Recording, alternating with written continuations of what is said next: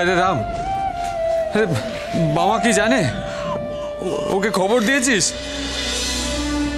না গো দাদা, মায়ের খুব ইচ্ছে ছিল শেষবার দাদার সাথে একবার দেখা করতে, তাই তারাপীঠেও নিয়ে গিয়েছিলাম, কিন্তু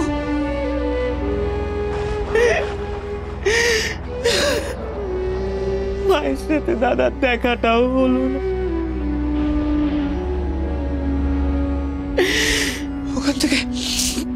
ওখান থেকে ফেরার পরেই তো মায়ের শরীর আরো খারাপ করতে শুরু করলো, আর বুদ্ধিমশাইও কিচ্ছু করতে পারলেন।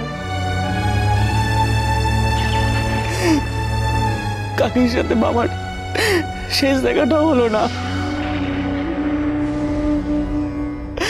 তাহলে তো বাবাকে খবর দিতে হয়। না, বাবাকে এখন কে খবর দিতে যাবে? আরে যে ছেলে জীবিত থাকতে মাকে দেখলো না, সংসারটা কি সন্ন্যাসী হয়ে গেল? সন্ন্যাসী, তার জন্য ভেবে অত লাভ আছে? হ্যাঁ, তো শুনছি সে নাকি এখন তারাপীঠের বামদেব। তা দেবতারা কি অত সহজে দেখা দেয়? আরে শোনো শোনো, ওর কথা না ভেবে এই দেহ কি করে এখন দাহ করা যায় সেই কথা ভাবো। যা ঝড় বৃষ্টি হচ্ছে এখন তো সম্ভব নয়। এই ঝড় জল কমলে আটলাস শ্মশানে দাহের ব্যবস্থা করতে হবে। না,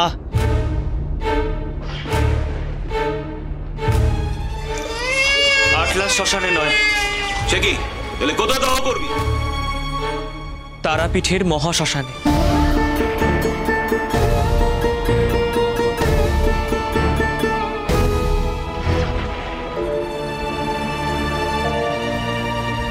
মায়ের শেষ ইচ্ছে তাই ছিল।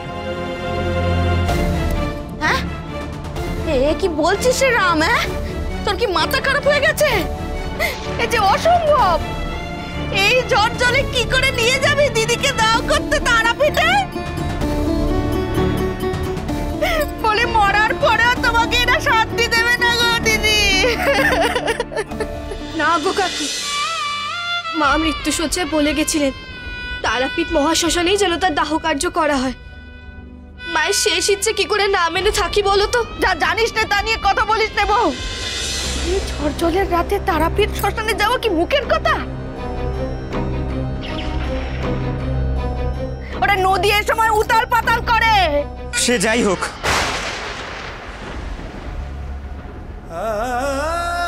মায়ের শেষ ইচ্ছে তো আমাকে পূরণ করতেই হবে। তার জন্য একটু কষ্ট না হয় হবে? অসম্ভব।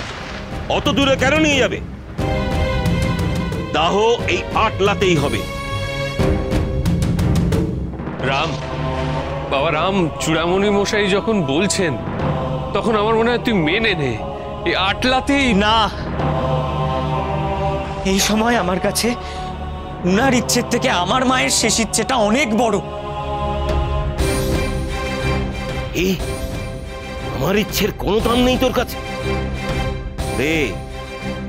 আমি এই গাঁয়ের সমাজপতিদের মাথা, আর যদি মোড়ল এখানে থাকতো না তোকে বুঝিয়ে দিত। আমার মুখের উপর কথা বলার জন্য তোকে শাস্তি পেতে হতো রে, শাস্তি। চূড়ামণি মশাই, কাকিকে কোথায় দাহ করা হবে তা রাম ঠিক করবে। আর কাকি যখন বলে গেছে তখন তারাপীঠ মহাশ্মশানেই কাকিকে দাহ করা হবে। চূড়ামণি মশাই, দয়া করে কাকির দাহ কার্য নিয়ে আর সরবল করবেন না। সারা জীবন তো আপনারা কম গঞ্জনা করেননি। তাছাড়া মানুষটা তার বেঁচে নেই, ততক্ষণ না হোক তার শেষ ইচ্ছেটা আমরা পূরণ করি, তাতে তো আপনার কোনো ক্ষতি হবে না। চূড়ামণি মশাই, আমি বলি কি এবারের মতো ছেড়ে দিন। বুঝতেই তো পারছেন ওদের অবস্থা। আরে রাম, আরে কখন বেরোবি? ঝড় জল তো বেড়েই চলেছে।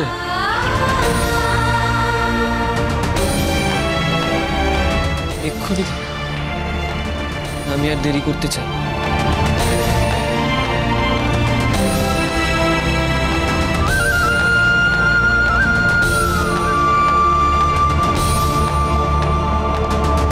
চল তাহলে চল,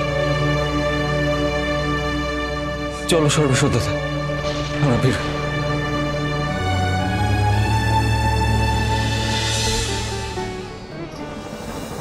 কৃপা করো বড় মা, কৃপা করো, কৃপা করো গো।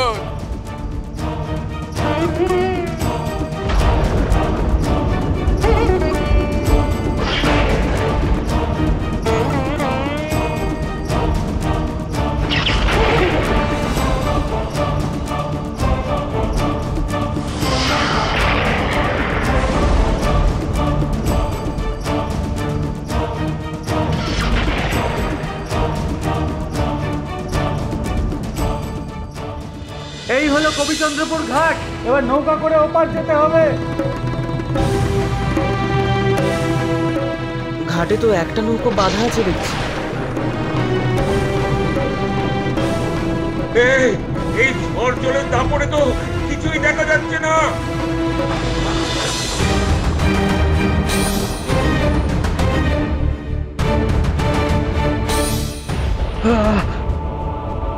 নৌকার মাঝি কোথায়? নৌকাতে তো কেউ নেই। তাই তো, তাহলে মাকে ওই পারে নিয়ে যাব কি করে? হ্যাঁ, আমি বলেছিলাম আটলাতেই মায়ের দাহ কর। তুই আমার কথা শুনলি না। এখন দেখ, স্বয়ং ঈশ্বর চাইছেন তুই আমার কথা শোন। তাই ঘাটে নৌকা আছে, মাঝি নেই। না, আমি নিয়ে যাব মাকে। কি করে তোর মায়ের কথা রাখবি? ওরে আমার কথাই তোকে রাখতে হবে না অপকণ্ড। আরে আপনি চুপ করুন তো, সব ব্যাপারে বাধা দিচ্ছেন। আপনার যদি সময় না থাকে তাহলে আপনি ফিরে যান। রাম, নৌকায় মাঝি নেই। এই ঝড় জলের রাতে তাকে খুঁজে পাওয়া যাবে না। আমি নিয়ে যাব মাকে। তুই তুই কিভাবে? আমি বাইব নৌকো। রাম, পাগলামো করিস না। এখন প্রচন্ড ঝড় চলছে, এই ঝুঁকি তুই নিস না। রাম ভাই, একটাবার ভেবে দেখ ভাই, তুই তো নৌকা বইতে জানিস না। নদীতে যা ঢেউ উঠেছে, জলের যা স্রোত, আচ্ছা মাঝিরা নৌকা পার করতে পারবে না। শোন রাম, আমরা এক কাজ করি, এই ঝড় জল থেমে যাওয়া অবধি অপেক্ষা করি। না দাদা, এক্ষুনি যাব মাকে নিয়ে। মায়ের আশীর্বাদ তো আমাদের সাথেই আছে। মা শেষবারের মতো দাদার সঙ্গে দেখা করতে চেয়েছিল। সেই দেখাটা তো এখনো মায়ের হতে পারে। দাদা তো ওই তারাপীঠের শ্মশানেই থাকে। চলো তাকে নৌকায় তুলি।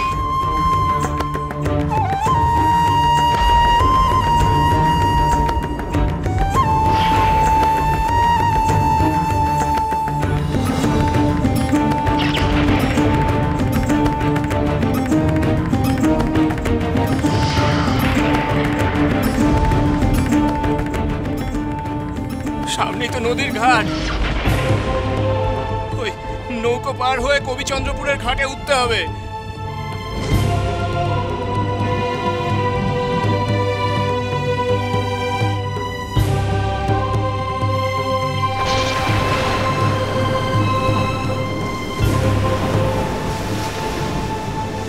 দেখি ঘাটে তো দেখছি নৌকো নেই।